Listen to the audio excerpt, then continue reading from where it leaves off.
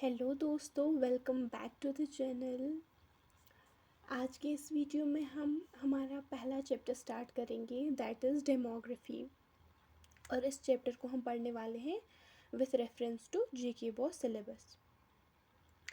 आगे पढ़ने से पहले एक स्टूडेंट ने कमेंट बॉक्स में पूछा था कि पहला चैप्टर जो है वो एग्ज़ामिनेशन में क्यों नहीं है। इट इज़ बिकॉज वो एक नॉन एवेलुएटिव चैप्टर है, यानी कि उस चैप्टर में से आपके कोई भी क्वेश्चंस नहीं पूछे जाएंगे। और ऐसा क्यों है? क्योंकि वो चैप्टर जो है वो एक क्रक्स है, आपकी होल जो आपकी सोशियोलॉजी की बुक है सारा क्रक्स है वो चैप्टर उसका। यानी कि उस चैप्टर में आपको ये बताया गया है कि आप हर एक चैप्टर में क्या क्या पढ़ेंगे। ऑल राइट, सो स्टार्ट करते हैं इस वीडियो को।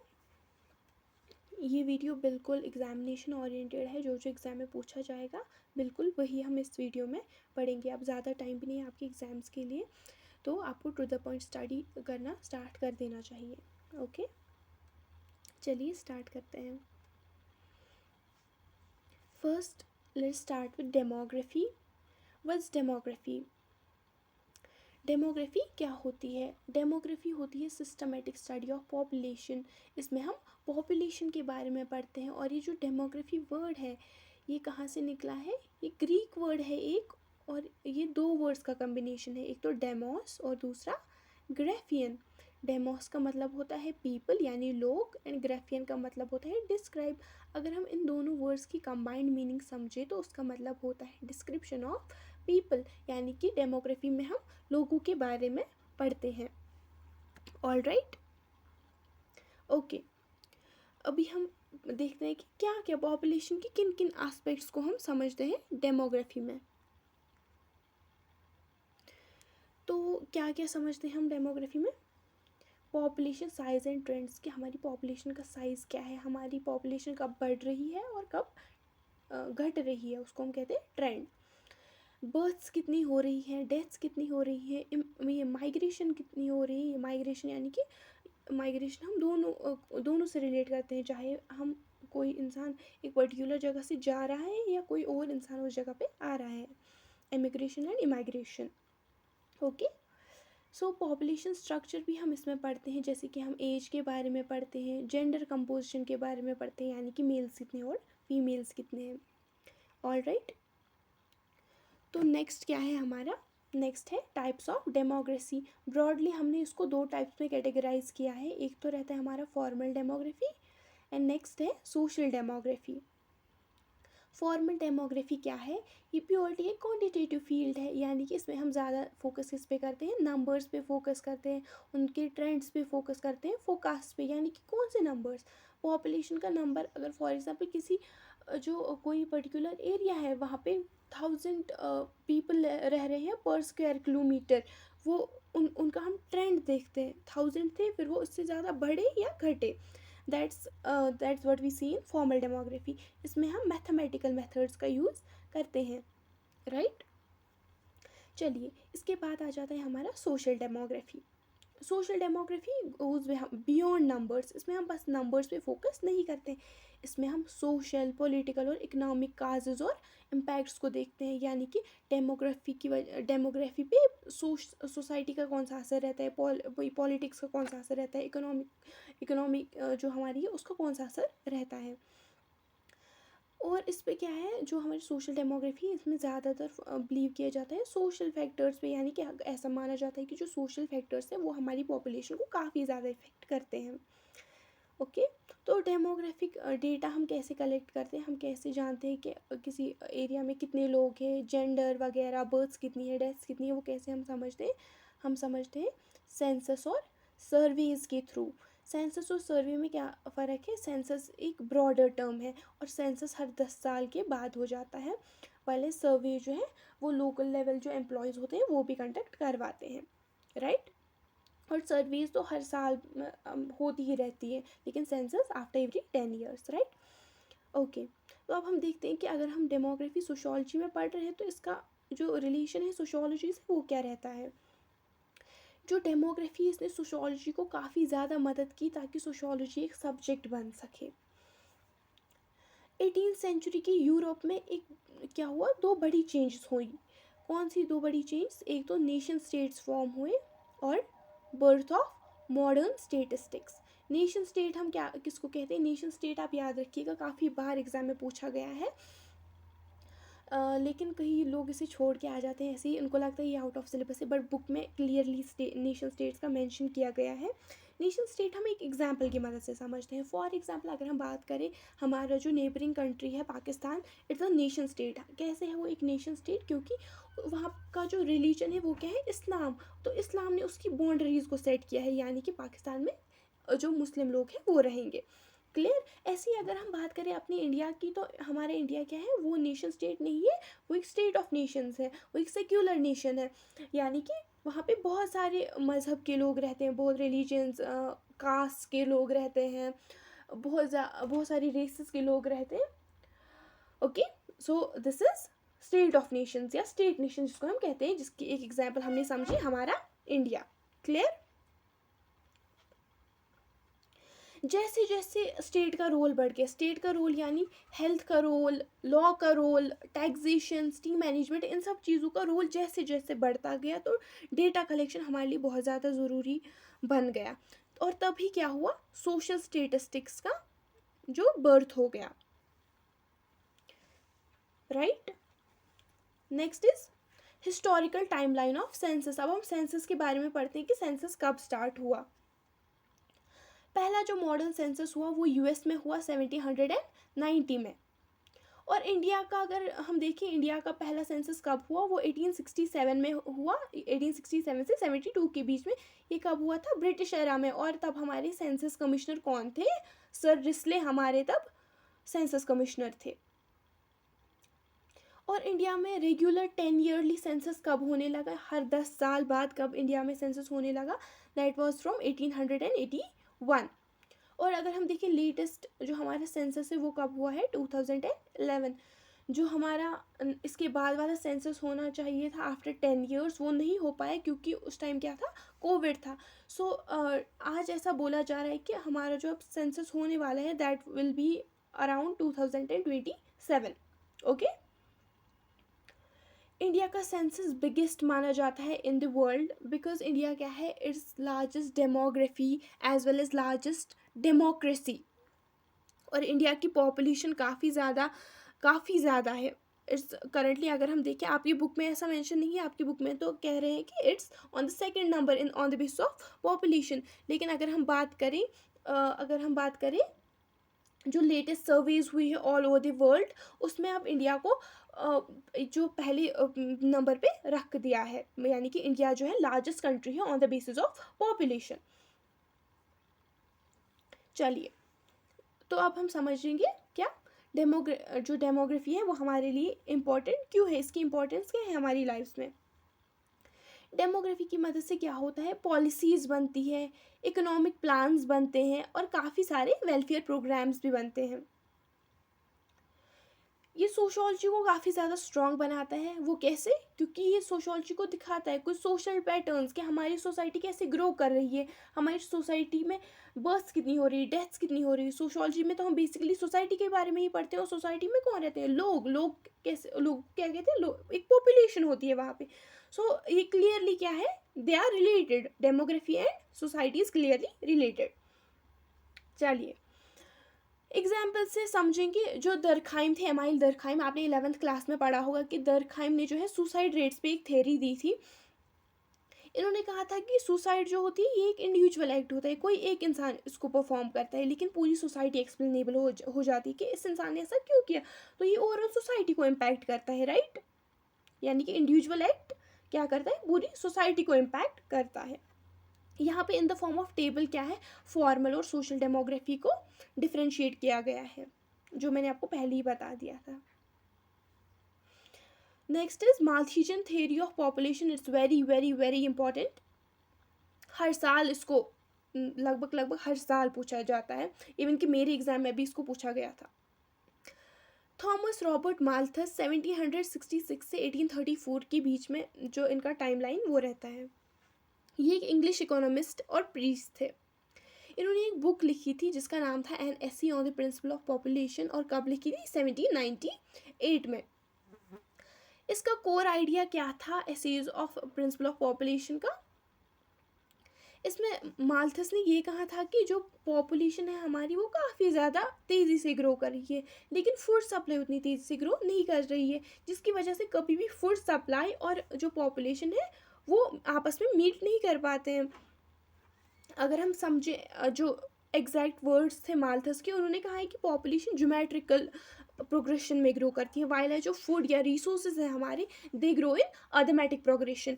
ज्योमेट्रिक प्रोग्रेशन कैसे, अगर 2 थी तो हमारी पॉपुलेशन देन 4 हो जाती है, एंड फिर 4 का डबल 8 हो जाती है। लेकिन अगर हम रिसोर्सेज की बात करें उसमें हमेशा क्या होता है, ऐसे ग्रो। एग्जाम्पल में I am just giving an example.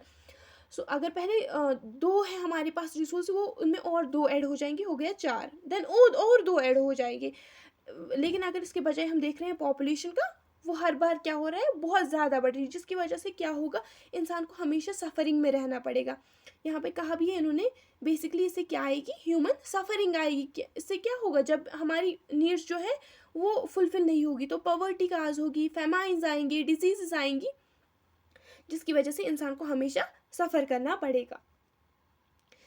तो हम पॉपुलेशन को कैसे चेक कर सकते हैं, कैसे कंट्रोल कर सकते हैं?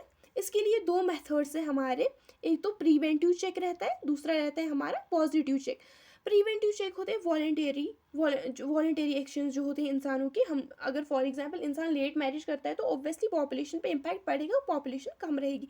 And next is abstinence and celibacy. Abstinence and celibacy क्या होता है, ये आर्टिफिशियल मेथड्स का यूज़ करते हैं, जिनकी वजह से क्या होता है, the male and female gamete वो फ्यूज़ नहीं करेंगे, तो क्या होगा, पॉपुलेशन कंट्रोल में रहेगी, राइट। नेक्स्ट इज हमारा positive checks. One more thing, जो प्रिवेंटिव चेक्स होते हैं, माल्थस ने कहा था कि ये रिलीजन के हिसाब से देखें तो रिलीजन के हिसाब से गलत है, यानी कि अगर हम एब्सटिनेंस एंड सेलिबेसी अपनाते हैं सो मॉरली ये इनकरेक्ट है। वाइल एज पॉजिटिव चेक्स, ये तो नेचर की तरफ से होते हैं, नेचर के हार्श वेज की तरह, नेचर के हार्श वेज होते हैं, ताकि इंसानों की पॉपुलेशन क्या रहे, कम रहे, और उनकी जो रिसोर्स है वो रिसोर्स मीट कर सके। तो फेमाइन्स अगर आ जाते हैं, डिजीजेस हो जाती हैं, वर्ड्स हो जाती हैं, they are nature's harsh ways, right. तो इनकी वजह से क्या होता है, इंसानों की प्रीमेच्योर डेथ हो जाती है और इंसान मर जाते हैं। वाइल एज प्रिवेंटिव चेक्स में क्या होता है, बर्थ होने से रोकते हैं हम।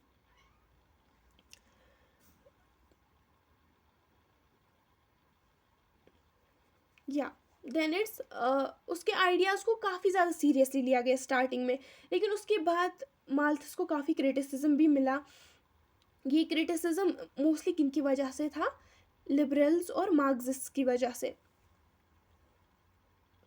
क्योंकि 18th सेंचुरी में क्या हुआ, एपेडेमिक्स को कंट्रोल किया गया, यानी कि जो बीमारियाँ थी उनको कंट्रोल किया गया, बर्थ रेट्स भी रिड्यूस होने लगी, फूड प्रोडक्शन भी काफ़ी ज़्यादा ग्रो होने लगा, क्योंकि क्या हुआ, हाइब्रिड सीड्स का जो है उनकी बर्थ हमें देखने को मिली, हाइब्रिड सीड्स की बर्थ, जिनकी वजह से प्रोडक्शन काफ़ी ज़्यादा इंक्रीज़ हुआ और हमारे लिविंग स्टैंडर्ड्स भी काफ़ी ज़्यादा रेज हो गए।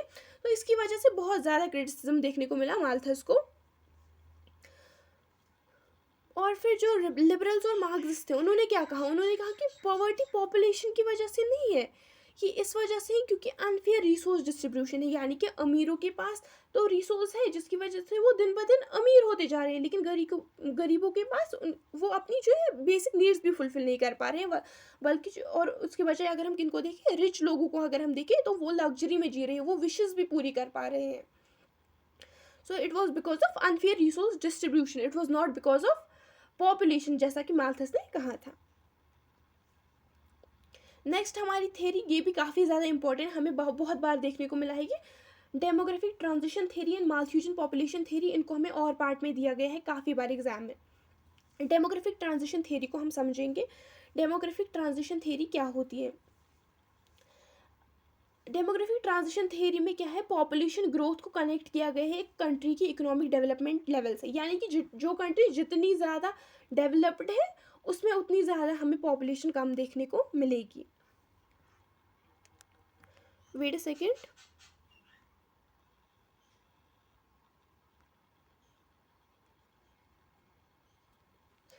या तो हमने इसको 3 स्टेज में डिवाइड किया है डेमोग्राफिक ट्रांजिशन थ्योरी को। जो हमारा पहला स्टेज है वो हम कहाँ देखते हैं, वहाँ पे पॉपुलेशन ग्रोथ काफ़ी ज़्यादा कम होती है। और ये स्टेज हमें कहाँ देखने को मिलता है? अंडर डेवलप्ड कंट्रीज़ में। अंडर डेवलप्ड कंट्री यानी अफ्रीका अगर हम देखें, काफ़ी ज़्यादा डिजीज़ है वहाँ पे डेथ रेट भी काफ़ी ज़्यादा हाई रहती है डिजीज़ की वजह से, और बर्थ रेट भी, क्योंकि लोगों में उतनी अवेयरनेस नहीं है तो बर्थ रेट भी काफ़ी ज़्यादा हाई रहती है। सो इसकी वजह से बर्थ रेट भी हाई है, डेथ रेट भी हाई है, तो population growth is very very slow. क्योंकि ऐसा क्यों है? ऐसे जो डेथ रेट्स है वो वहाँ पे क्यों है? क्योंकि, या डेथ रेट अगर हम देखें वो ज़्यादा क्यों है, बर्थ रेट ज़्यादा क्यों है? क्योंकि वहाँ पे टेक्नोलॉजी उतनी नहीं है, पुअर हेल्थ केयर है, पॉवर्टी है, हर एक जगह जहाँ भी हम देखें पॉवर्टी ही है। सिंपली अगर समझे तो लोग मरते भी ज़्यादा है और पैदा भी ज़्यादा होते हैं, और जिसकी वजह से क्या होता है? पॉपुलेशन कम है, ये जो हमारी पॉपुलेशन ग्रोथ है वो स्लो रहती है। स्टेज 2 की बात करेंगे, इसमें हाई ग्रोथ होती है और इसको हम ट्रांजिशनल फेज़ भी कहते हैं। फॉर एग्जांपल हमारा प्यारा इंडिया जो है, it's in the transitional phase, यानी कि हमने बेल्थ हेल्थ केयर फैसिलिटीज़ जो है वो प्रोवाइड की है, डिजीज़ को कंट्रोल किया है, इम्प्रूव न्यूट्रिशन भी हमने प्रोवाइड किया है, जिसकी वजह से क्या है? डेथ रेट तो बहुत कम हो गई है, लेकिन बर्थ रेट्स अभी भी काफ़ी ज़्यादा हाई है। और आप देख सकते हैं इसकी वजह से we are currently on the first number on the basis of population. Okay, so यहाँ पे क्या होता है? बर्थ रेट्स काफ़ी ज़्यादा हाई होती है, डेथ रेट्स जब कम हो जाती है तो पॉपुलेशन एक्सप्लोजन हो जाता है।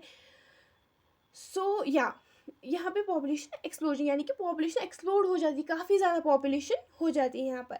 नेक्स्ट हमारा जो फाइनल स्टेज रहता है दैट इज़, यहाँ पे क्या होता है? यहाँ पे लोअर ग्रोथ रेट होती है, just like in the first stage. वहाँ पे भी ग्रोथ रेट लो होती थी, लेकिन वो एक अंडर डेवलप्ड कंट्री थी। यहाँ पे ये डेवलप्ड कंट्री है, लेकिन यहाँ भी ग्रोथ रेट लो है। ग्रोथ रेट लो क्यों है? क्योंकि बर्थ भी कम हो रही है और डेथ भी कम हो रही है। क्योंकि यहाँ पे लोग जो होते हैं वो चूज़ करते हैं कि उनके कम बच्चे रहे।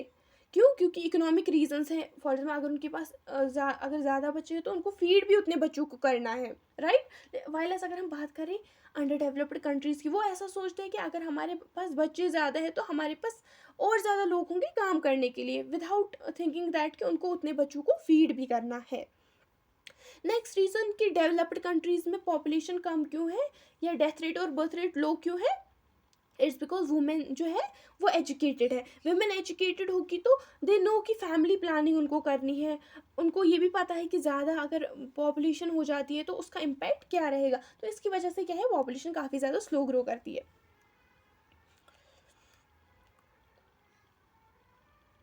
या अब ये बता रहे हैं कि रियल वर्ल्ड एग्जाम्पल से अगर हम समझते हैं कि ये कहाँ पर हुआ है, ट्रांजिशन कहाँ पे हो, यानी कि ये पॉपुलेशन जो है कहाँ पे कम ग्रो कर रही है, कहाँ पे डेथ रेट और बर्थ रेट लो है, ये है वेस्टर्न यूरोप में। और यहाँ पर ये कब से स्टार्ट हुआ? 18th and early 19th centuries में यहाँ पर ये स्टार्ट हुआ। और इंडिया की बात करें, जैसे मैंने पहले भी आपको कहा, यहाँ पे डेथ रेट्स तो कम हो गई लेकिन बर्थ रेट काफ़ी हाई है अभी भी।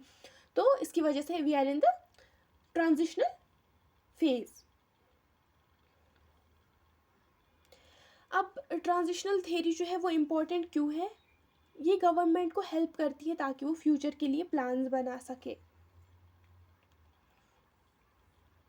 ये हमें बताता है कि इकोनॉमिक ग्रोथ और एजुकेशन से कैसा इम्पैक्ट पड़ सकता है हमारी पॉपुलेशन पे। जैसे कि हमने अभी भी समझा, अगर विमेन एजुकेटेड है तो उनको समझ आएगा कि हमें फैमिली प्लानिंग करनी है, तो एजुकेशन का काफ़ी ज़्यादा रोल रहता है हमें। ये हमें ये भी बताता है कि हम पॉपुलेशन को कंट्रोल कर सकते हैं कैसे? टाइम के साथ, एफर्ट के साथ और अवेयरनेस के साथ। अब कुछ कॉमन डेमोग्राफिक इंडिकेटर्स हैं या कॉमन डेमोग्राफिक कंसेप्ट भी इनको बोलते हैं। जो डेमोग्राफर्स होते हैं वो रेट्स और रेशियोज को यूज़ करते हैं ताकि वो क्या? पॉपुलेशन को समझ सके। ये जो नंबर्स होते हैं, कौन से नंबर्स?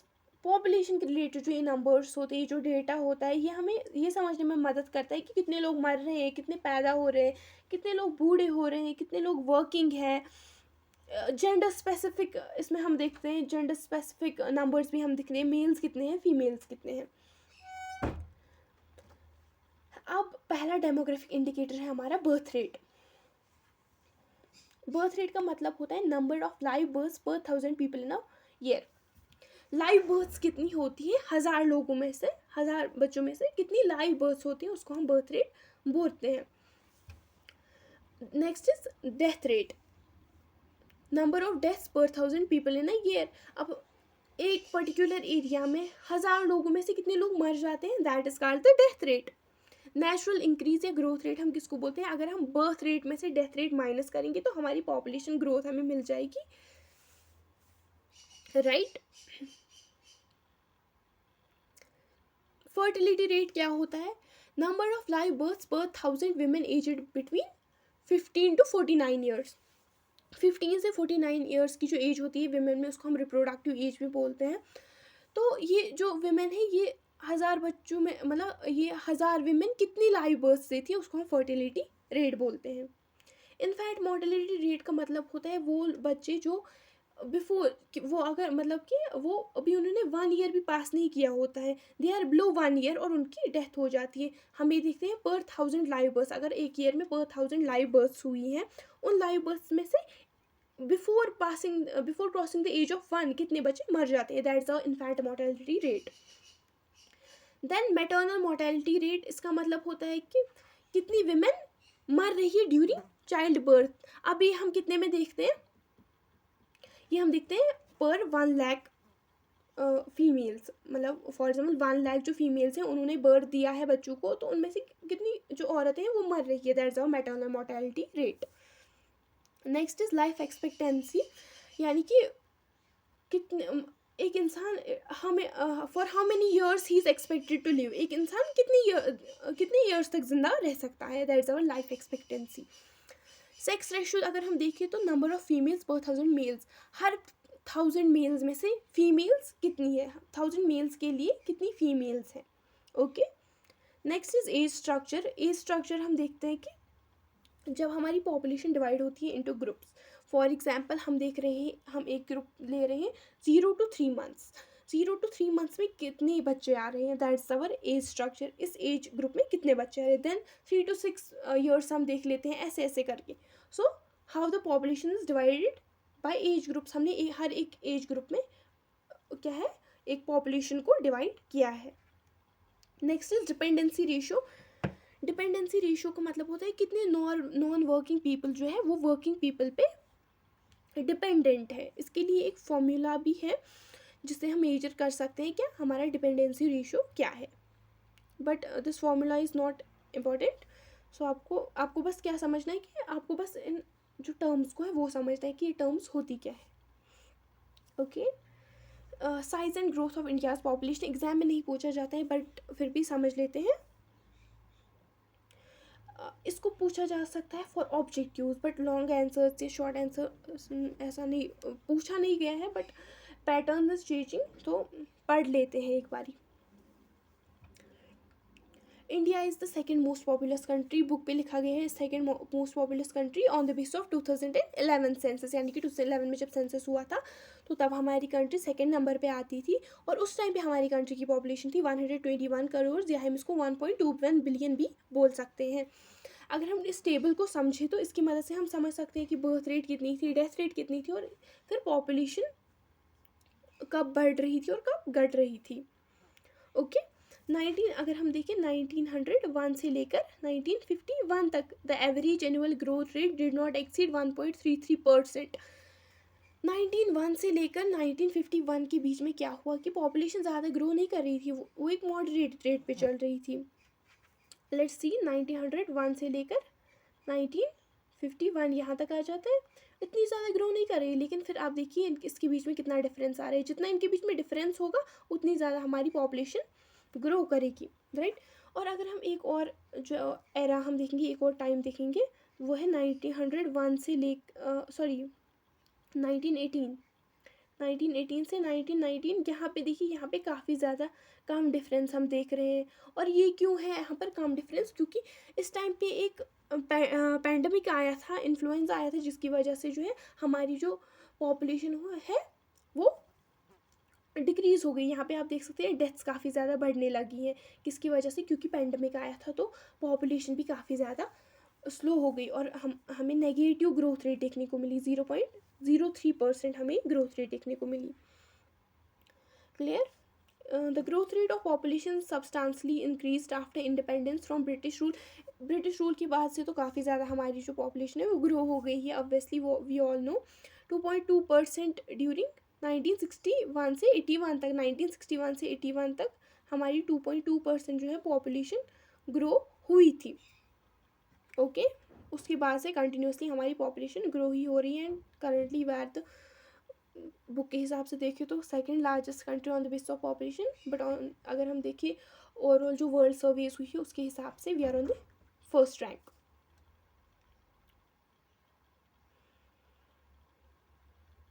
ये आप खुद रीड कर लीजिएगा, इम्पॉर्टेंट नहीं है उतना, मैं इसको पीडीएफ को टेलीग्राम चैनल पे दे दूँगी। ये उतना कुछ नहीं है, इसमें बस ये दिया गया है डेटा कि कितने बच्चे जो कितने लोग जो है वो मारे गए थे during pandemic and all that. Next है हमारा age structure of Indian population. तो हमारा एज स्ट्रक्चर काफ़ी ज़्यादा चेंज हो रहा है। जो हमारा 15 से 59 तक का एज ग्रुप है ये स्लाइटली धीरे धीरे इंक्रीज़ हो रहा है फ्रॉम 53% टू 63%।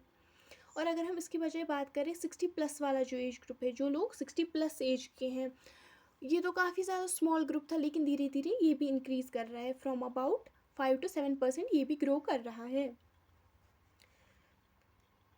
लेकिन अगर हम बात करें जो हमारे इंडिया का एज कंपोजिशन है, ऐसा माना जाता है कि काफ़ी ज़्यादा चेंज हो जाएगा, जो आने वाले 20 साल है उसमें काफ़ी ज़्यादा चेंज हो जाएगा। जो ज़्यादातर चेंज है इसमें से ये कहाँ होगा, किन एज ग्रुप्स में होगा, जो 0 से 14 वाला हमारा एज ग्रुप है एक तो उसमें होगा। जो हमारा 0 से 14 वाला एज ग्रुप है उसमें क्या होगा, 11% रिडक्शन देखने को मिलेगी। और अगर हम लास्ट ईयर्स की जो हमारे पास्ट ट्रेंड्स रहे 0 से 14 वाला एज ग्रुप, 2001 में इसका शेयर था 34%, यानी पॉपुलेशन में इसके 34%। अगर पॉपुलेशन में टोटल 100 लोग हैं एग्जाम्पल, तो 34% लोग कौन थे, 0 से 14 ईयर्स वाले। और वही अगर हम बात करें 2026 की, तो ऐसा माना जा रहा है कि 23% ही क्या होगा, 23% ही ये परसेंटेज होगी किनकी, 0 से 14 वाले एज ग्रुप की। यानी कि 2026 में अगर 100 लोग हैं तो 100 में से only 23 will be from the age group 0 to 14 years. और इसके बजाय हम बात करें 60 प्लस वाले एज ग्रुप की, पहले भी मैंने बोला ये इंक्रीज़ कर रहा है, तो इसका इंक्रीज़ कितना हमें देखने को मिलेगा 2026 में। 2001 में देखा था हमने 7% लोग थे 60 प्लस वाले एज ग्रुप में, लेकिन 26 में माना जा रहा है कि इट विल बी 12%। नेक्स्ट इसके बाद यहाँ आ जाते हैं, पहले ये वाला पैरा रीड करेंगे देन हम इस वाले पैरा पे जाएंगे। जो इंडिया की यंग पॉपुलेशन है वो काफ़ी ज़्यादा है, क्योंकि जो अगर हम इंडिया की एवरेज एक्सपेक्टेंसी रेट देखें, यानी कि लोग कितने साल तक ज़िंदा रह रहे हैं, तो इट्स अबाउट 67 ईयर्स। तो इसकी वजह से क्या है, 60 प्लस वाला एज ग्रुप कम है। और अभी हमने देखा कि 0 से 14 तक का एज ग्रुप है वो भी डिक्रीज़ हो रहा है। तो इसकी वजह से क्या है, जो यंग पॉपुलेशन हमारी है वो काफ़ी ज़्यादा है हमारी। तो ये जो ब्यास है, नहीं पहले हम ये देख लेते हैं कितना था इसका डेटा। 1971 में 42% था, और फिर 2011 में क्या हुआ, 29% हो गया। ये हम क्या देख रहे हैं, अंडर 15 वाला एज ग्रुप है ये। ओके, जो ये अंडर 15 थे तब, देन आज वो यंग पॉपुलेशन में हो गए। तो हमारा जो यंग पॉपुलेशन है वो काफ़ी ज़्यादा ग्रो कर रही है। तो इसकी वजह से क्या हो रहा है, ये इंडिया, ऐसा माना जाता है कि इंडिया के लिए काफ़ी ज़्यादा एडवांटेजियस है, क्योंकि अगर हमारे पास यंग पर्सन ज़्यादा है तो हम जो है जो हम इंडिया है वो काफ़ी ज़्यादा ग्रो करेगा, क्योंकि इनके पास इनका जो डेमोग्राफिक डिविडेंड होगा वो जो है इससे बेनिफिट हो जाएगा। डेमोग्राफिक डिविडेंड यानी कि वर्किंग पॉपुलेशन काफ़ी ज़्यादा होगी, सो इंडिया को इससे काफ़ी ज़्यादा बेनिफिट मिल सकता है, राइट। नेक्स्ट हम बात करेंगे जो डिक्लाइनिंग सेक्स रेशियो है इंडिया का। सेक्स रेशियो क्या होता है, फीमेल्स पर 1000 मेल्स, यानी कि एक तो 1000 मेल्स है और उसका रेशियो क्या है, फीमेल्स है, यानी कि 1000 मेल्स के लिए कितनी फीमेल्स हैं इन अ पर्टिकुलर एरिया। 1901 में क्या था, 972 थी फीमेल्स फॉर 1000 मेल्स। वही अगर 2011 की बात करें तो ये घट गया और 943 हो गया। लेकिन सबसे ज़्यादा कंसर्न किसका है, 919 चाइल्ड सेक्स रेशो। जो 0 से 6 ईयर्स तक के बच्चे हैं उनमें से सिर्फ 919 ही फीमेल्स हैं, और बाकी जो, लेकिन मेल्स कितने हैं, 1000 है। लेकिन फीमेल्स अगर हम देखें तो 919 ही है। तो इससे हमें क्या देख रहे हैं कि हमारा जो सेक्स रेशियो है वो काफ़ी ज़्यादा डिक्लाइन हो रहा है। और ज़्यादा कंसर्न किसके बारे में, डेमोग्राफिक्स का ज़्यादा कंसर्न किसके लिए है, चाइल्ड सेक्स रेशियो के लिए, क्योंकि ये बहुत ज़्यादा कम हो रहा है।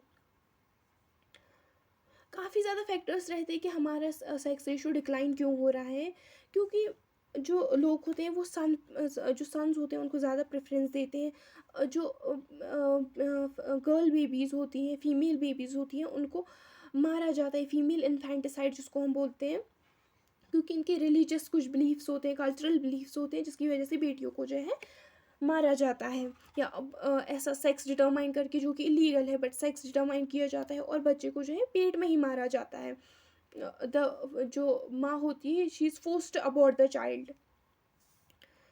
ओके, सो ये कुछ फैक्टर्स है, रिलीजियस है, कल्चरल बिलीफ्स है, कुछ सन्स को प्रेफरेंस देते हैं, ऐसा समझते हैं कि लड़की को जो है दूसरे घर जाना है तो हमें इसको उतनी प्रेफरेंस नहीं देनी चाहिए। Next thing is yes, child sex ratio को हम जुवेनाइल सेक्स रेशियो भी कहते हैं, ऑब्जेक्टिव में पूछा जा सकता है। यहाँ पे आप मैप के हिसाब से हम समझ सकते हैं कि किस एरिया में कितना सेक्स रेशियो है। जो पिंक कलर वाला एरिया है हमारा, पिंक कलर से जितना भी एरिया हमारा डिनोट किया गया है वहाँ पर सेक्स रेशियो है 951 एंड अबो। लाइक केरला है, छत्तीसगढ़ है, वेस्ट बंगाल है, मेघालय, असम, अरुणाचल प्रदेश, त्रिपुरा, मिजोरम, इनमें क्या है 951 से अबो है। हम कश्मीर का देख लेते हैं, ये वाला कलर कोड है कश्मीर का, एंड हमारा काफ़ी ज़्यादा जो है सेक्स रेशो काफ़ी ज़्यादा कम है, 875 हमारा जो है सेक्स रेशो है। It's for our Jammu and Kashmir. Jammu Kashmir में कितना है, 875 से बिलो है, जो कि काफ़ी कम है। Next, literacy rate of India क्या है। 1951 में 18.3 थी हमारी लिटरेसी, जिसमें से 27.2 क्या थे, मेल्स थे, और फीमेल्स कितनी थी, 8.9। और इनके बीच का गैप कितना था, यानी कि 18.3 लोग 18.3 मेल्स जो थे वो फीमेल से ज़्यादा थी। नेक्स्ट जो है 1981 का 43.6 हमारी लिटरेसी हो गई, काफ़ी ज़्यादा बढ़ गई, और मेल्स इसमें से 56.4 थे एंड फीमेल्स थी 29.8, और गैप कितना था इन दोनों के बीच में, मेल्स और फीमेल्स के बीच में, 26.6 का। 2001 में 65.4 हो गया, मेल्स थे 75.9 एंड फीमेल्स थी 54.2, और गैप कितना था इन दोनों के बीच में, 21.7। और अगर हम बात करें 2011 की, तो इसमें से 73.0 जो थी लिटरेसी रेट, वो ये टोटल लिटरेसी रेट है, और इसमें मेल्स कितने थे, 80.9%, और फीमेल्स थी अबाउट 65.46%, फीमेल्स का रेशियो था, और इनके बीच में गैप थी 16.3 की, यहाँ पे मेंशन नहीं है, बट यहाँ जो पैराग्राफ है हमारा नीचे वहाँ पे मेंशन किया गया है, ये 16.3 जो है ये 2011 की डेटा के हिसाब से ही है। लेकिन अगर हम बात करें फीमेल्स की, जो मेल्स का रेशो तो काफ़ी ज़्यादा है, मेल्स की परसेंटेज काफ़ी ज़्यादा है, लेकिन अगर हम बात करें तो 2001 और 11 के का सेंसस देख के, अगर हम 2001 एंड 11 का सेंसस देखें तो फीमेल्स का जो लिटरेसी रेट है वो काफ़ी ज़्यादा ग्रो कर रहा है। फीमेल्स का लिटरेसी रेट जो है 10.4% से ग्रो कर रहा है, लेकिन मेल्स का 7.6% ही ग्रो कर रहा है, जिसका मतलब कि फीमेल्स काफ़ी ज़्यादा पढ़ रही है, फीमेल्स का ज़्यादा नंबर हो रहा है इन एजुकेशन, लेकिन जो मेल है वो उतना ज़्यादा पार्ट नहीं ले रहे हैं इन एजुकेशन। अब हम क्या करेंगे, हम रीजन वाइज देखेंगे कि कौन सा रीजन लिटरेसी में कितना आगे है। केरला की बात करें तो ये ऑलमोस्ट जो है यूनिवर्सल लिटरेसी रेट को अचीव करने वाला है, यानी कि 100% यहाँ की लिटरेसी रेट होने वाली है, वाइल जो बिहार हमारा है so it's still lagging behind, काफ़ी ज़्यादा पीछे है अभी। अब इंडिया की पॉपुलेशन पॉलिसी को डिस्कस करते हैं, बहुत ज़्यादा इंपॉर्टेंट है, काफ़ी बार एग्जाम में पूछा जाता है।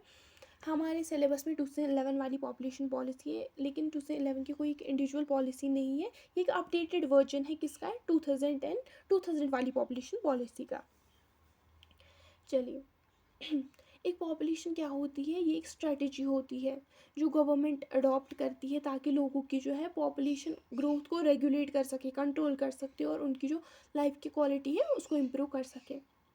इसमें क्या किया जाता है, बर्थ रेट्स को, डेथ रेट्स को कंट्रोल किया जाता है, फैमिली प्लानिंग पे ध्यान दिया जाता है, हेल्थ केयर सर्विसेज पे ध्यान दिया जाता है और सस्टेनेबल डेवलपमेंट पे ध्यान दिया जाता है। सस्टेनेबल डेवलपमेंट क्या होता है, हम खुद की नीड्स को भी फुलफिल करते हैं और अपनी फ्यूचर जनरेशन के लिए भी बचा के रखते हैं। करेक्ट।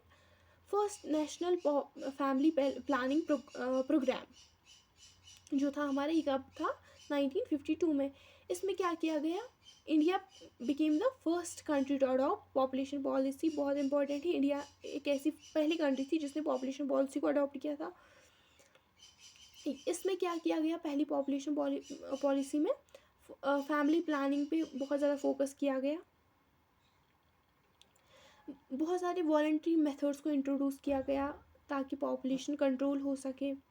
इमरजेंसी पीरियड के टाइम पे जो 25 जून को इमरजेंसी लगी थी, उसमें भी एक जो है पॉपुलेशन पॉलिसी को इंट्रोड्यूस किया गया। लेकिन ये क्या था, ये एक फोर्सफुल, ये बहुत ज़्यादा फोर्सफुल था। इसमें लोगों की फोर्सफुल स्टेरिलाइजेशन की गई, यानी कि उनको ऐसा मतलब दे नाउ दे कांट रिप्रोड्यूस, उनको स्टीरलाइज किया गया। सो स्टीरलाइजेशन क्या होती है कि लोग अब रिप्रोड्यूस नहीं कर पाएंगे, जिन लोग के साथ स्टीरलाइजेशन हुई है वो रिप्रोड्यूस नहीं कर सकते। लेकिन उसको काफ़ी ज़्यादा क्रिटिसाइज़ किया गया क्योंकि इट वॉज फोर्सफुल। ये कब हुआ था, इस टाइम पे हमारी प्राइम मिनिस्टर थी इंदिरा गांधी। फिर जो हमारी 2000 वाली नेशनल पॉपुलेशन पॉलिसी है, ये अभी जो करंट में चल रही है, it's our main population policy. इसका गोल क्या था, ये पॉपुलेशन को स्टेबलाइज करेगी by reaching 2045 IMR, infant mortality rate, and MMR that is maternal mortality rate, इनको ये रिड्यूस करेगी। ये मोटिव्स थी किसके, 2000 वाली पॉपुलेशन पॉलिसी के। इन्होंने प्रमोट किया डिलेड मैरिज को, चाइल्ड स्पेसिंग पे ध्यान दिया, यानी कि आप अगर आपका एक बच्चा है तो उसके बाद आप कुछ ईयर्स का गैप लीजिए, देन आप दूसरा चाइल्ड रख सकते हैं। ओके। या इन्होंने ऐसा भी कहा कि एक बच्चा बहुत, वन चाइल्ड इज़ एनफ। सो 2 से 11 वाली देखते हैं हम। ये एक रिवाइज्ड पॉपुलेशन स्ट्रैटेजी, ये कोई अलग से नहीं था, इसमें कुछ जो दूसरे में जो पॉपुलेशन पॉलिसी आई थी उसी का एक अपडेटेड वर्जन जैसा था ये। इसमें हेल्थ केयर पे ध्यान दिया गया, रिप्रोडक्टिव हेल्थ पे ध्यान दिया गया, जेंडर इक्वालिटी को प्रमोट किया गया और एडोलसेंट हेल्थ पे भी काफ़ी ज़्यादा ध्यान दिया गया। जैसा मैंने पहले भी कहा, ये स्टैंड अलोन पॉलिसी नहीं है, कोई अलग सी पॉलिसी नहीं है, ये एक अपडेटेड वर्जन है किसका, 2000 पॉपुलेशन पॉलिसी का। अब हमें डिटेल में पढ़ना है 2 से 11 वाली पॉपुलेशन पॉलिसी को, क्योंकि ये एग्ज़ाम में पूछी जाती है और सिलेबस में भी इसको क्लियरली मेंशन किया गया है। मैंने पहले भी बोला 2000 वाली पॉपुलेशन का एक अपग्रेड था, एक रिव्यू था। ओके। इसका गोल क्या था, पॉपुलेशन को स्टेबलाइज करना, इसको बैलेंस करना, बर्थ रेट डेथ रेट को जो है उसको कंट्रोल करना।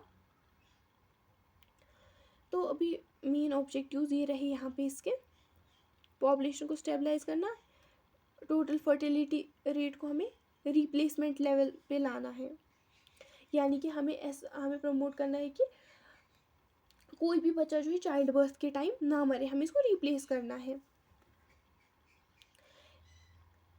इम्प्रूव हेल्थ इंफ्रास्ट्रक्चर, हमें फैमिली प्लानिंग सर्विसेज पे ध्यान देना है, कॉन्ट्रासेप्टिव्स को अवेलेबल करवाना है। इन्होंने इसमें आशा वर्कर्स का जो है उनकी हेल्प ली ताकि ये डोर स्टेप्स पे जो है कॉन्ट्रासेप्टिव्स प्रोवाइड कर सकते, जिनसे क्या होगा, एक तो STDs नहीं फैलेंगी, sexually transmitted diseases, and next क्या होगा, पॉपुलेशन भी कंट्रोल में रहेगी। Upgrade rural health centres and PHCs, गाँव में जो रूरल हेल्थ सेंटर्स है, हेल्थ क्लिनिक्स है, उन पे क्या है, उन पे ध्यान देना है, उनको हमें अपग्रेड करना है। मैटरनल इन्फेंट मोर्टेलिटी रेट को हमें कम करना है, जो बच्चे मर जाते हैं before reaching the age of 1 year, उसको हमें कम करना है। हमें इसको कितना कम करना है, बिलो 30 पर 1000 लाइव बर्थ्स, 1000 में से 30 बच्चे ही मरने चाहिए, ऐसा हमें इसको रिड्यूस करना है। और मैटरनल मोर्टेलिटी रेट, जो औरतें बच्चा मतलब जब वो बच्चे को बर्थ देती है उस टाइम जब उनकी डेथ हो जाती है, उसको हमें कितना लाना है, उसको हमें लाना है 100 पर लाख लाइव बर्थ्स, यानी कि लाख में से 100 औरतों की डेथ होनी चाहिए. इट्स नॉट नेसेसरी कि होनी ही चाहिए, बट हमें इसको इतना कम करना है एटलीस्ट, क्योंकि हमारा बहुत ज़्यादा जो औरतें हैं उनकी डेथ हो जाती है वाइल्ड चाइल्ड बर्थ. और इस पे इस जो पॉपुलेशन पॉलिसी थी किस पे ध्यान दिया गया? Delay marriage age, specially for girls की जो मैरिज एज है उसको डिले करना है, यानी कि लेट मैरिज को प्रमोट करना है. फीमेल लिटरेसी रेट को जो है प्रमोट करना है, क्योंकि अगर फीमेल्स लिटरेट होगी तो उनको पता होगा कि पॉपुलेशन का कितना ज़्यादा इम्पैक्ट रहता है, कितना ज़्यादा नेगेटिव इम्पैक्ट रहता है हमारी पॉपुलेशन पे, हमारी जो सोसाइटी है उस पर. पब्लिक अवेयरनेस, लोगों को अवेयर करना है कि हमें स्मॉल फैमिली नॉर्म को अपनाना चाहिए, छोटी छोटी फैमिलीज़ रखनी चाहिए हमें, क्योंकि काफ़ी ज़्यादा इसकी जो है इम्पैक्ट्स होते हैं. अगर एक लार्ज फैमिली होती है, इकोनॉमिक इम्पैक्ट, सोशल इम्पैक्ट्स, काफ़ी ज़्यादा इम्पैक्ट्स रहते हैं. इनको हमें समझाना है कि अगर आपकी एक छोटी फैमिली है तो आप कितने बेनिफिट में हैं. तो की स्ट्रैटेजीज़ क्या थी 2011 पॉपुलेशन पॉलिसीज़ की? Free and accessible family planning methods, training of health workers in rural areas, ASHA workers का यूज़ करना, integrated child development services ICDS to support children and mothers का, जैसे कि आज के टाइम पे भी काफ़ी ज़्यादा जो जब मैटर्निटी का टाइम होता है एक औरत का, तो उसके लिए भी इनको पैसे मिलते हैं, राइट. और better data collection for future planning, ये कुछ स्ट्रेटजीज़ थी नेशनल पॉपुलेशन पॉलिसी 2011 की.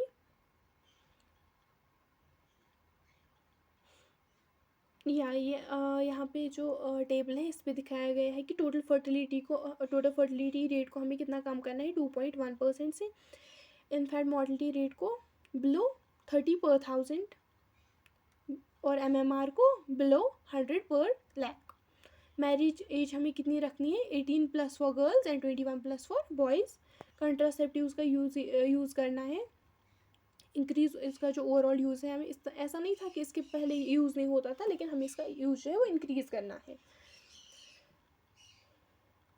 अब हम देखेंगे इनको कौन कौन से चैलेंजेस आए during implementing this population policy. लोगों में उतनी ज़्यादा अवेयरनेस नहीं थी, जेंडर इनइक्वालिटी थी, सन्स को प्रेफरेंस दी जाती थी, लो फीमेल लिटरेसी, फीमेल जो थी उतनी लिटरेट नहीं थी, तो उनको समझ नहीं आ रहा था what's right and what's wrong. कुछ कल्चरल और रिलीजियस बैरियर्स थे, जो कि मतलब फॉर एग्जांपल ऐसा माना जाता है कि ये मॉरली रॉन्ग, ये रिलीजियसली रॉन्ग है कि अगर हम प्रिवेंटिव चेक्स अप्लाई करते हैं, यानी कि कंट्रासेप्टिव्स का यूज़ करते हैं, तो they were cultural and religious barriers. ऐसा ही है resistance to contraception in some regions, ये भी किसकी वजह से हुआ? कंट्रासेप्शन क्यों यूज़ नहीं कर रहे थे? इनके कुछ कल्चरल और रिलीजियस बिलीफ्स थे, इसकी वजह से. अब हम देख लेते हैं अचीवमेंट इनने क्या क्या अचीव किया 2011 में. बर्थ रेट और डेथ रेट डिक्रीज़ हो गई, इंस्टीट्यूशनल डिलीवरीज़ को इंक्रीज़ किया गया, यानी कि काफ़ी ज़्यादा जो औरतें थी उनकी इंस्टीट्यूशनल डिलीवरीज़ हुई. इंस्टीट्यूशनल डिलीवरीज़ यानी हॉस्पिटल्स में, चाहे वो गवर्नमेंट हो या प्राइवेट. काफ़ी ज़्यादा अवेयरनेस मिली स्मॉल फैमिलीज़ के बारे में लोगों को. हेल्थ केयर का काफ़ी ज़्यादा एक्सेस मिला. Next is population composition of Jammu and Kashmir. ये PDF मैं आपको प्रोवाइड करूँगी, आप एक खुद रीड कीजिएगा. रिलीजियस कंपोजिशन हमने देखा है जम्मू एंड कश्मीर का.